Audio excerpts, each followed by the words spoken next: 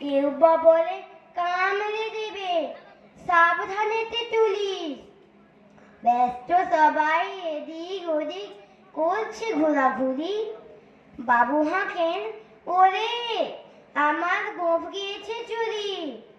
গুঁ ফালানো আজব কথা, তাও কি হয় সত্যি?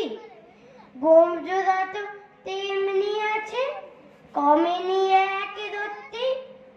সবাই তারে বুঝিয়ে বলে, সামনে ধরে আয় না, মোটেও গোঁফ হয়নি চুরি, কখনো তা হয় না। রেগে আগুন, তেলে বেগুন, তেরে বলেন তিনি, কারো কথার ধার ধারে নেই, সব বেটাকে চেনে।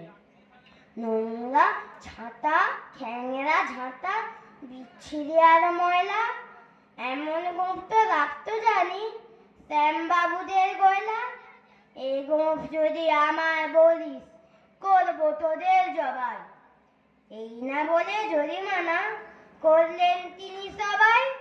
ভীষণ রেগে বিষম খেয়ে দিলেন লিখে খাতায়, কাউকে বেশি লাই দিতে নেই, সবাই চলে মাথায়।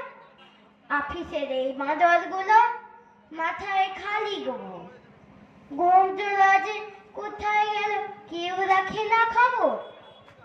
ইচ্ছে করে এই বেটাদের গোঁফ ধরে খুব নাচি, মুখগুলোর মুন্ডু ধরে কোদাল দিয়ে চাচি। গোঁফকে বলে তোমার আমার, গোঁফ কি কারো কেনা?